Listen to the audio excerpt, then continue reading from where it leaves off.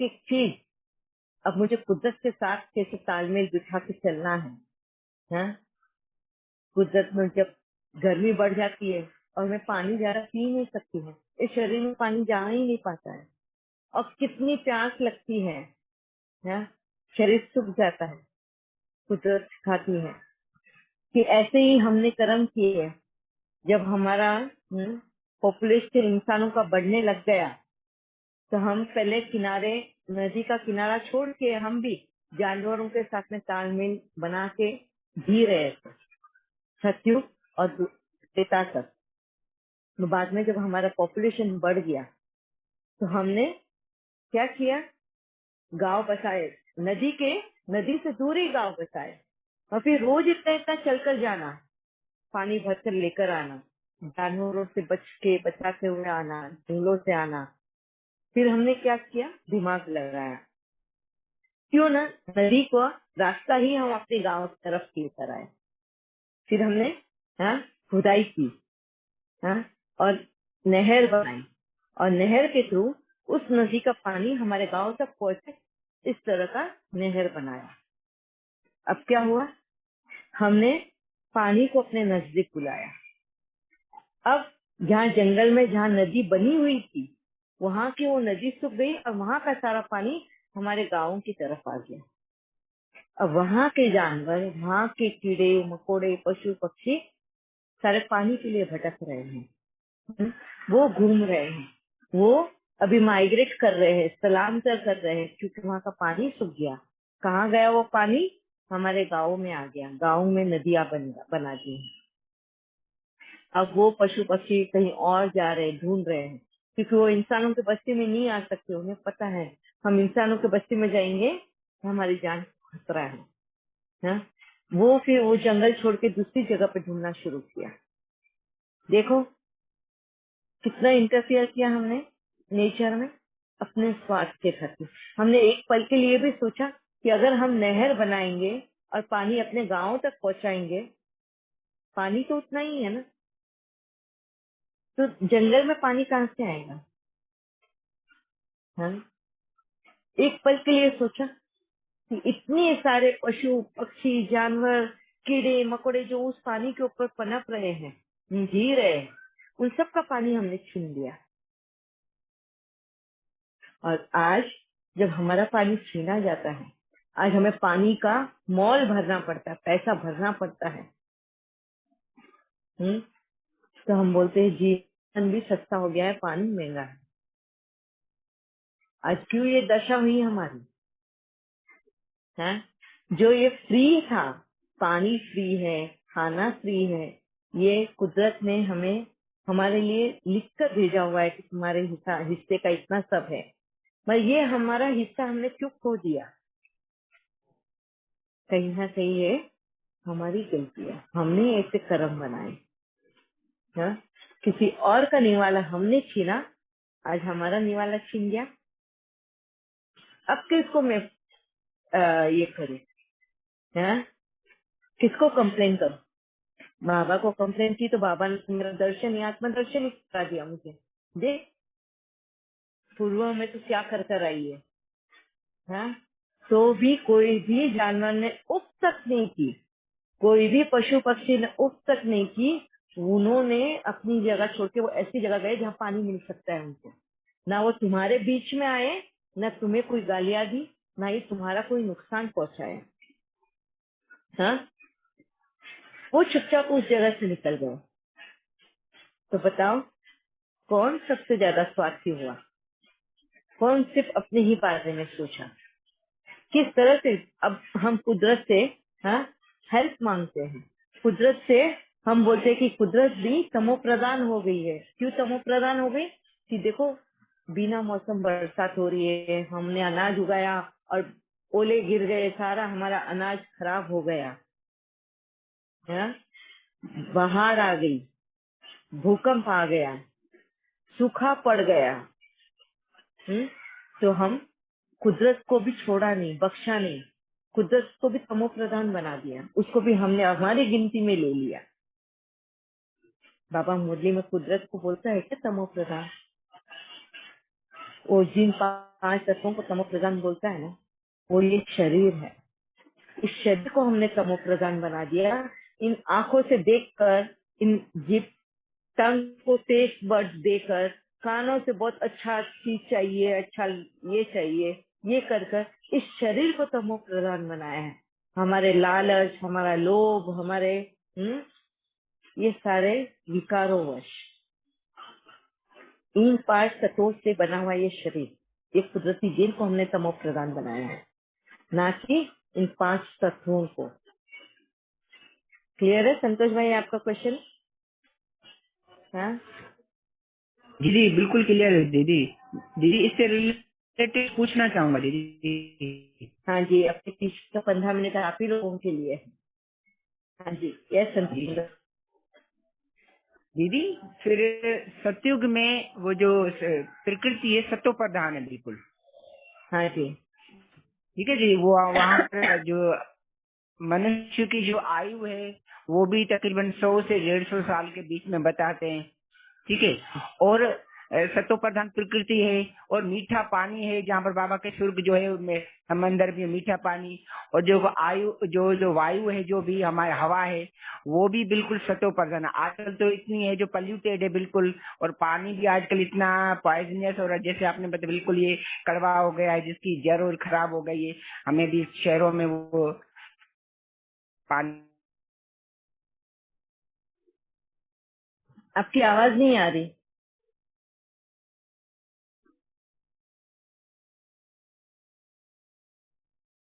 संतोष भाई, आपकी आवाज नहीं आ रही है। आप लोगों को मेरी आवाज आ रही है? आ रही है दीदी, आ रही है, आ रही है, आ रही है। अब आ हाँ, रही है मतलब दीदी? संतोष भाई के नेटवर्क प्रॉब्लम है। अब आ रही है दीदी? हाँ जी, अभी आ रही है। आपने अच्छा। कहा कि पानी का क्या, पानी का टेस्ट कड़वा हो गया है। हाँ, पानी का टेस्ट आजकल कड़वा हो गया है। और वो जो सब्जियां हैं, जो प्लांट है, वो इतनी जो पेस्टिसाइड की जाती है, केमिकल उन पर छिड़का जाता है, तो उनमें वो दम नहीं रहा है। वो उसमें नहीं। आजकल जो भी फ्लावर्स वगैरह हमारे पास आते हैं, तो वो भी उनमें भी इतनी खुशबू नहीं रही है। यानी वो उनमें शायद वो तमो प्रधान, या वो कहें वो पहले वाला जो स्वाद नहीं है जिस तरह से। तो उसका क्या रीजन है? शायद हमारी, आपने जैसे सही बताया कि हमारी इंटरफेरेंस से जो वो रिजल्ट दे रहे हैं चीजें। हाँ दूसरा, सतयुग में जो सारी चीजें हैं वो नंबर 1 होती हैं ना, वो बिल्कुल यानी एकदम एक न्यू कहें, शरीर भी नया मिलता है, कंचन काया। और प्रकृति जो है वो भी बिल्कुल क्या होती है, सतो प्रधान बिल्कुल। जैसे बाबा बताते हैं कि ये स्वरूप जो होगा वो एक मीठे पानी पर होगा। मीठा पानी, आयु वायु भी क्या है, बिल्कुल एक ऑक्सीजन लेवल का ज्यादा होगा। तो उसका फिर क्या है, हम जब पूर्ण बन रहे हैं, सतो प्रधान बन रहे हैं, तो हमारा इससे प्रकृति पर इफेक्ट हो रहा है, या कुछ नेचुरल प्रोसेस है जो वो चेंज होगा? आज ये हालत जो हुई है ना, आप बोल रहे हो पानी का टेस्ट बराबर नहीं है। क्यों? क्योंकि हमने रिजर्वायर्स बनाए हैं जहाँ पानी हम पूरे साल भर के लिए एक ही जगह जमा हो जाता है, जिसमें इतने बैक्टीरिया मरते हैं। हाँ? वही पानी छन के उसमें केमिकल क्लोरीन डालते हैं ताकि वो बैक्टीरिया मर जाए और हमारे पास साफ सुथरा पानी आए। और वो क्लोरीन की टेस्ट कड़वी होती है। हाँ? और वो हम पानी पीते हैं। सतयुग में जहाँ रिजर्वायर्स नहीं है, बहता हुआ पानी है, हर वक्त पानी नया आते रहता है, बहते रहता है। स्टेगनेंट नहीं है वाटर। स्टेगनेंट वाटर पानी में बास आता है। उसमें कीड़े गिर जाते हैं, उसको मारने के लिए हम जो दवाइयाँ यूज करते हैं, उस वजह से पानी का टेस्ट कड़वा हो जाता है। तो ये इंसानों का ही बनाया हुआ है। अब झाड़ों के ऊपर, वेजिटेबल्स के ऊपर पेस्टिसाइड डालते हैं। आप मुझे बताओ, तुम सब्जियां जब लेने जाते हो तो देखते हो, हाँ, कॉलीफ्लावर को ले लो, भिंडी को ले लो, कहीं उसमें कीड़े तो नहीं है। जैसे कीड़े रहेंगे तुम रख दोगे, वो सब्जी नहीं चाहिए है, क्योंकि उसमें कीड़ा है। तो हम उतनी भी मेहनत नहीं करते हैं कि कीड़े वाली सब्जी है तो चलो उसकी सफाई कर देंगे। कीड़ों को लेकर, वो कीड़े जो जितनी जगह पे है कीड़ा, उतनी सब्जी निकाल के वो कीड़े के साथ में उसको हाँ छोड़ देंगे, कीड़े भी खाए और हमारे लिए भी साफ सुथरी सब्जी मिले। हम तैयार नहीं है। हमको चाहिए एकदम साफ सुथरी सब्जी चाहिए, जिसमें कीड़े नहीं हो, तक ये नहीं हो, हमें मेहनत ना करनी पड़े। फिर फार्मर्स क्या करेंगे? जो माल बिकेगा वही चीज करेंगे ना। तो फार्मर्स भी पेस्टिसाइड डालते हैं, और जब वो पेस्टिसाइड डालते हैं, वही पेस्टिसाइड हमारे भी पेट में जाता है, और वो पेस्टिसाइड हमारे पेट में जाने की वजह से हमें भी नई बीमारियां लगती है। अगर हमने वही कर्म किया ना, पेस्टिसाइड डाल के उन कीड़े मकोड़ों को, उन जीवाणुओं को मार दिया, तो हमारे भी शरीर के अंदर क्या होने वाला है? हमारे भी सेल्स मर जाएंगे उसी जीवा पेस्टिसाइड से। तो हमने अपनी ही कब्र खोदी है ना। हाँ, तो यहाँ पे ये तत्व कैसे क्या तमो प्रदान हो गया? ये तो हमारे कर्म ही है। हमने ही हमारी कब्र खोदी हुई है। हमने ही हमारे हाथों से हमारी बीमारियां बुलवाई। हाँ, फूल है, जो भी है, हमने उनको दबाया। अभी फॉर एग्जाम्पल, हाँ, गाय को ले लो, वो उसके दूध देने की क्षमता चलो किसी 3 लीटर दूध देती है वो दिन में, 2 लीटर या 3 लीटर। हमें हमें अब दूध ज्यादा चाहिए है, क्योंकि इंसान की तादाद जो है, पॉपुलेशन बढ़ गई है। हाँ, तो गायों को हम क्या करते हैं? इंजेक्शन देते हैं, ताकि वो ज्यादा दूध, उनका शरीर ज्यादा दूध बना दे पाए। हाँ, आज देखा उसका असर कितना हो रहा है। हम वो मेडिसिन वाला देकर वो दूध ज्यादा मिलता है, और वो दूध हम पीते हैं, हमारे बच्चे भी पीते हैं। पहले के जमाने में बच्चे जवान कब होते थे? At the age of 15-16, adolescent age. अब बच्चे जवान कब होते हैं? 5 और 6 साल की उम्र में। रिसेंटली आपने खबर एक सुनी, 8 साल की एक लड़की माँ बन गई, बच्चे को जन्म दिया उसने, 8 साल की। क्यों? जो चीज हम इन जानवरों को दे रहे हैं, वही चीज हम पे भी लागू हो रही है, हमें भी वही चीज मिल रही है।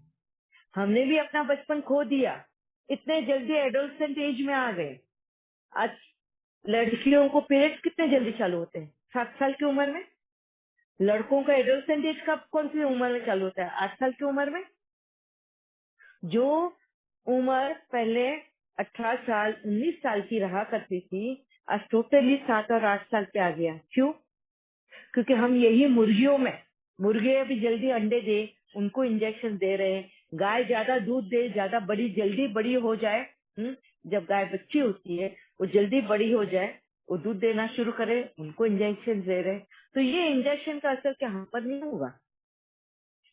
तो किसने कब्र खोदी है? ये हमने ही हमारी कब्र खोदी है। और ये जब चेंज आ गया, हम वापस से दोष किसको दे रहे हैं? हाँ, कुदरत को। बता, क्या ये सोचना सही है? ये कुदरत दोषी है? क्या कुदरत तमो प्रधान हो गई है? कौन तमो प्रधान हुआ है? जी दीदी सोचो। आपने सही कहा। हाँ, यानी हमने ऐसे कर्म किए हैं और हमारी वजह से ही तो यानी वो तमो प्रधानता आई है। ये तो है बिल्कुल। हाँ, फिर तो दीदी कुदरत फिर कहाँ हम है तमो प्रधान?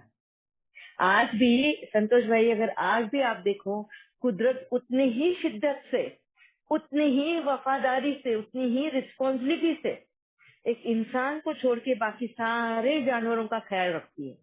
सारे पशु पक्षी, कीटे कीड़ाणु, इवन बैक्टीरिया, छोटे से बैक्टीरिया है ना, उनका भी ख्याल कुदरत रखती है। इंसान ने अपनी रिस्पॉन्सिबिलिटी अपने हाथ में ले ली है, वो कुदरत के खिलाफ ही चलती है। कुदरत जो देती है उसके खिलाफ चलना है, उसे तय करके रखा है इंसान ने, और उसी को उसको फल मिलता है। और फिर हम अपनी ही इन गलतियों को वापस से कुदरत पे ही थोपते हैं कि कुदरत तमो प्रधान हो गई है, इसलिए हमारे ऐसे हाल हो रहे हैं। हाँ, कुदरत तमो प्रधान नहीं हुई है। इसके लिए तो ये लॉ ऑफ कर्मा बना है, जो तुमने बोआ है वही तो फल तुम्हें मिलेगा। है? कहाँ भागोगे? किससे भागोगे? सबसे झूठ बोल सकते हो, कुदरत से भी झूठ बोल सकते हो, भगवान से भी झूठ बोल सकते हो, सबसे। मगर अपने कर्मों से कैसे झूठ बोलोगे? यही तो है ना, ये हमको कुदरत, हाँ, अपना जो छिपाई हुई इज्जत है ना, वो खुले आम सरेआम कर देती है। बताओ, हैं? कहाँ छिपोगे अभी? और ये वक्त तय करता है। जब हम सीधे रीत से नहीं समझते ना बातें, तो वक्त उंगली टेढ़ी करता है। बोलते हैं ना, सीधे से नहीं समझो, घी निकलता है, सीधी उंगली से अगर घी नहीं निकलता है, उंगली को टेढ़ी कर दो। तो ये टाइम जो वक्त है ना, उसने अपनी उंगली टेढ़ी कर दी है। अब उसने उंगली टेढ़ी की तो हमको सीधा होना ही है। समझ में आया? ये है कुदरती कानून। ठीक है संतोष भाई, अब मुरली के पॉइंट्स आपको क्लियर होंगे कि बाबा क्या समझाने की कोशिश कर रहा है। यस नानजी बहन, आप लोगों से पहले नानजी बहन को ही बोलना हाँ था। हाँ हाँ जी दीदी, ओम शांति ओम शांति। हाँ ओम दीदी, शांति। अनजाना ही में कोई कीड़े मकोड़े कितना कर्म करके आया, अनजाना ही तो करा है, अभी तो नहीं। कहते हैं अनजाना ही बहुत सारा करके दीदी आया, तो उसकी सजा तो मिलेगी। 100% मिलेगी। हाँ, सजा तो 100%। इसीलिए तो परमात्मा बोलता है ना कि अब तो खुशी में जीना सीखो, जो कर कर आए तो कर कर आए। हाँ, और तो अनजाना ही कर्म करके आया, उसकी सजा तो मिलेगी। यस। हाँ दीदी, ऐसे बोल रही है, उससे अनजाना बच ही नहीं करके आए। सकते। इसीलिए तो ये लॉ ऑफ कर्मा है ना, कि कीड़ो तुमने जो मकोड़े किया बहुत वो सारा तुम्हें बहुत मिलेगा। सारा अनजाना ही बहुत सारा कर्म करके दीदी आया, फिर वो तो सजा हाँ, तो मिलेगी। यस। सही दीदी, सही ठीक है। मिलेगी। हाँ ठीक है। यस, मिलेगी। 100% मिलेगी। अच्छे भी कर्म कर कर आया है तो अच्छा भी मिलेगा, और बुरा भी किया तो बुरा भी मिलेगा। हर कर्म का फल मिलेगा। तुम्हारी सोच, तुम्हारे बोल और तुम्हारे किए हुए कर्म। ठीक है। यस मंदिर है, मंदिर बहन। हाँ जी। ओम शांति दी। ओम आपको शांति। बस स्पेशल स्पेशल स्पेशल थैंक्स कहने के लिए मैंने ये ऑन किया है, और स्पेशल विक्रांत भाई को, क्योंकि जैसे उन्होंने परसों ये अपना सुदर्शन चक्र वाला उन्होंने वो शेयर किया, और उसके बाद उन्होंने ये वर्डिंग बोली कि दीदी आप जो समझा रहे हो वो समझ में आ रहा है, वो हो रहा है, तो ऐसा लगा कि कोई पॉइंट मिसिंग हो रहा है, कि दीदी कुछ समझा रही हैं और वो जो पॉइंट है वो यहाँ इसमें बुद्धि में कुछ घुस नहीं रहा है कि क्या होना चाहिए। तो जस्ट ऐसी बाबा के साथ बैठी और आप ही की इन बातों को रिकॉल किया कि आप एक्चुअली समझा क्या रहे हो। आप ये बता रहे हो कि किसने लॉ ऑफ नेचर नहीं तोड़ा है। लॉ ऑफ नेचर सिर्फ हम मनुष्य आत्माओं ने तोड़ा है, और सब तो आज अगर हम कलयुग भी कहें ना, तो कलयुग चल रहा है आज की डेट में, तो वो कलयुग चलते चलते भी उनके लिए भी तो वही लॉ ऑफ कर्मा, वो लॉ ऑफ नेचर वही सब काम कर रहा है ना, उनके लिए भी तो वही सब सिस्टम्स हैं, रूल्स हैं, रेगुलेशंस हैं। लेकिन इतना कड़ा सब कुछ होने के बावजूद भी वो उन लॉज को ही फर्स्ट प्रेफरेंस देते हैं। तो हम ही तो वो लॉज को फर्स्ट प्रेफरेंस नहीं दे पाए। ये बात एक नोटिस नहीं हो रही थी, और जैसी ये बात एक नोटिस हुई तो मैं खुद ही क्या क्या कर रही हूँ, वो सुदर्शन चक्र खुद दिखना चालू हो गया।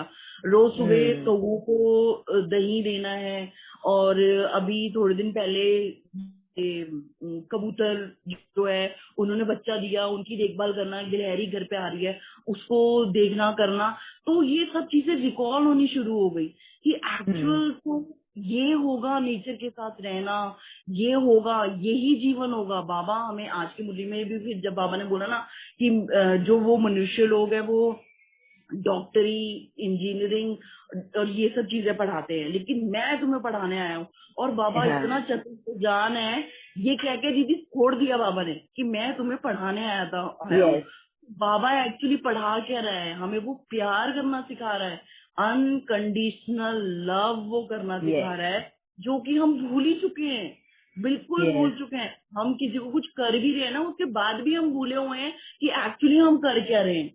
लेकिन अब ये पर्टिकुलर टाइम पे, और ये बहुत बहुत इतनी भाग्यशाली सोल अपने आप को समझ पा रही हूँ अब कि बाबा तो जो समझा रहा है वो समझा रहा है, लेकिन आपके थ्रू जो इतनी क्लैरिटी मिल रही है, और अभी विक्रांत भाई के एक वर्डिंग ये बोलने से जो और अच्छी तरह से वो क्लैरिटी होती जा रही है, तो अब ये लग रहा है कि वो समय आएगा। अभी वो समय नहीं आया है एग्जैक्टली एक्यूरेटली, जब हम मीठे पानी के, जैसे अभी संतोष भाई बोल रहे थे, मीठे पानी के झरने के हम पास रहने वाले हैं, वो जब टाइम आएगा तो मैं वहां होंगी, ये डेफिनेटली है।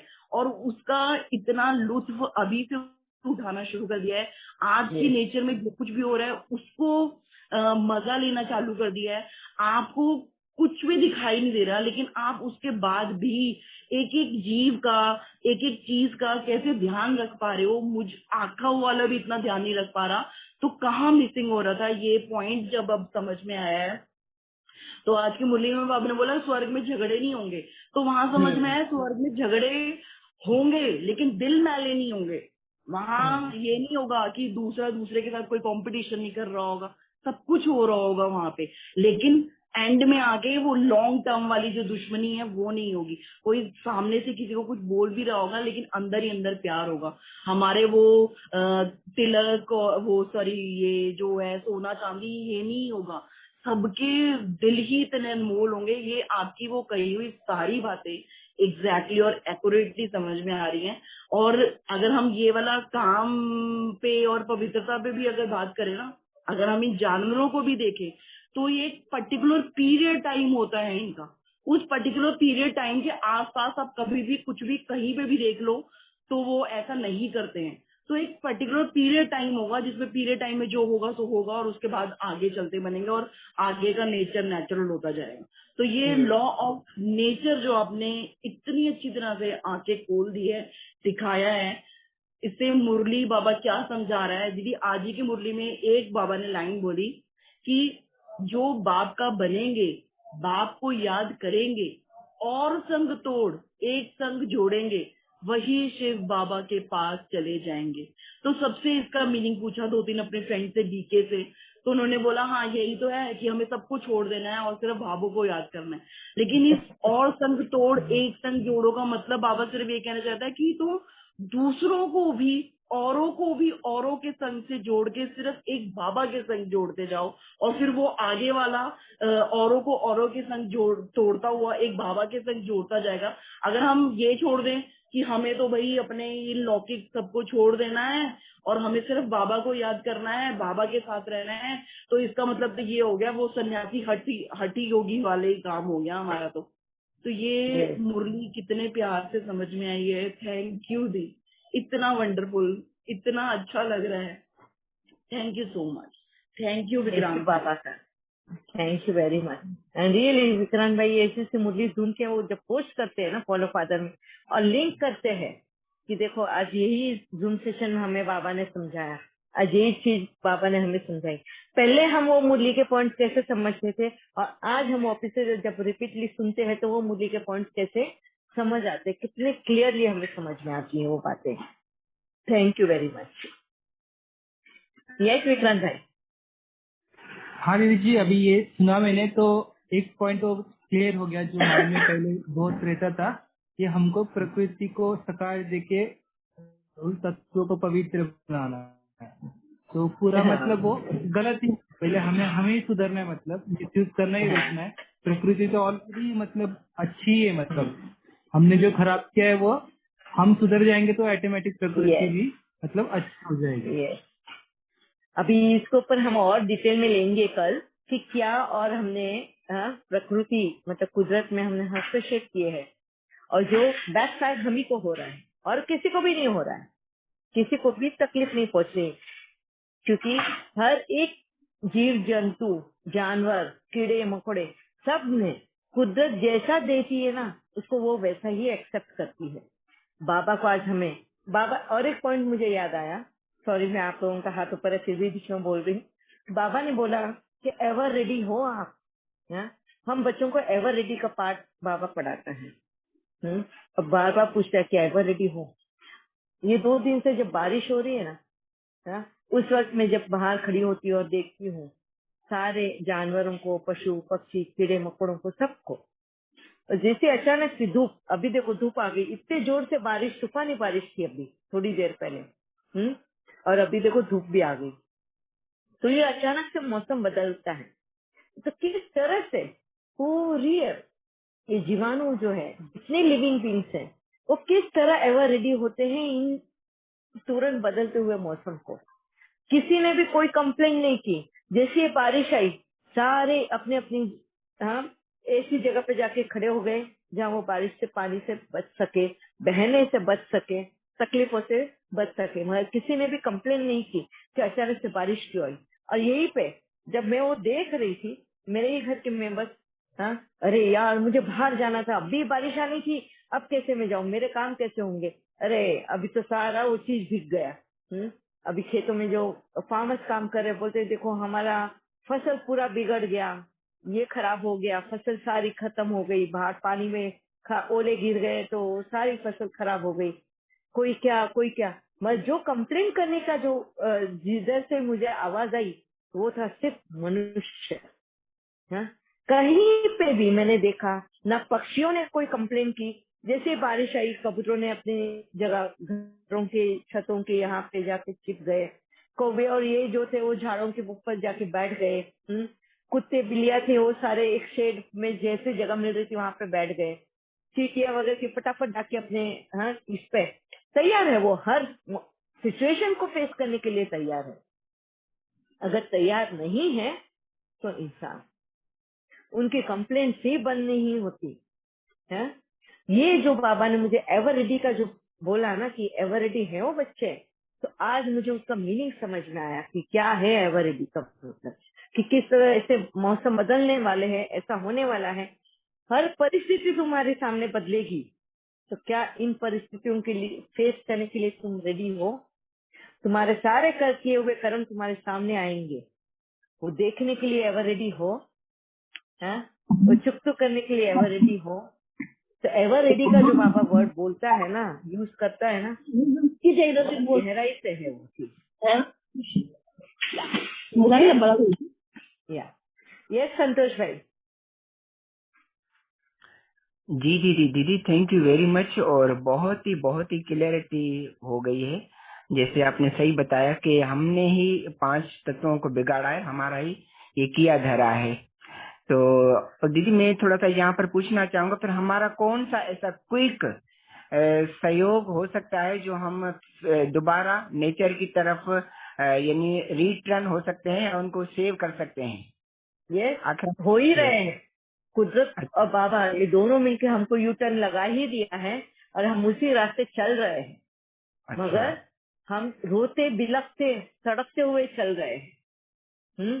अपना तो रहे हैं वही रास्ता, हम चॉइस ही नहीं बची है। मगर हम किस तरह से चल रहे हैं, भगवान को पुकारते हुए, दूसरों को दोष देते हुए, दूसरों को तकलीफ पहुंचाते हुए हम आगे बढ़ रहे हैं। अब परमात्मा यही तो बात हमें सिखाने आया है, यही तो यहीं पे तो आंखें खोल रहे हैं। अब रोज बिल्खो मत, बेगर मत बनो, भीख मत मांगो किसी से भी कि अरे मुझे सहारा दे दे, अरे मुझे ये दे दे, मुझे वो दे दे। दे दे वाली भाषा ही नहीं, लेने की भाषा ही मत करो अभी। देवी देवता बनो, तुम दूसरों के सहारा बनो और दूसरों को खुशियां देते जाओ, अपने आप तुम खुश रहना सीख जाओगे। यही तो बाबा हमें मुरलियों में समझाता है और कुदरत प्रैक्टिकल वे में हमें बताती है। ठीक है, यस ममता बहन। थैंक यू दीदी, थैंक यू। ओम शांति दीदी। जो आप आज समझाए ना, सुनते वक्त इतना आंखों से पानी भी निकल आता था कि हमारे कंफर्ट के लिए, छोटे छोटे कंफर्ट के लिए हम कितने को क्या नुकसान दिला देते हैं। लेकिन दीदी एक मेरा ये क्वेश्चन है कि मेरे घर में 2 पैरट भी है, 2 कॉकटेल है, काफी सारे फिशेस है, डॉग भी है, कैट्स बाहर 6-7 है। तो ये सब दीदी मुझे तो पता ही नहीं था, अब क्या करूं। इन सब को हम रखे हैं पेट बना के, तो ये भी कुछ जैसे पाप है, क्योंकि इनको भी तो हम खुला छोड़े हैं लेकिन फिर भी केज में तो रखते हैं ना, पैरट्स को भी डालते हैं, कहीं बिल्लियां ना आ जाए घर में खाना ले, इस डर में कभी कभी केज में डालते हैं। तो इसका क्या होगा, हम डॉगी को भी रखे हैं, वो तो सब पता नहीं इसका था। आंसर तो हम दीदी डिस्कस करें तो ममता क्या बहन? होगा रिजल्ट? यस, इसका डिस्कस हम कल करें, हाँ, क्योंकि आज वक्त हो गया, इसका लंबा आंसर है और बहुत इंटरेस्टिंग आंसर है इसका। ठीक है जी दीदी, थैंक यू जी, ओम थैंक यू। ओम शांति। ओम शांति दीदी। ओम शांति। थैंक यू बाबा। थैंक यू दीदी। ओम शांति दीदी। थैंक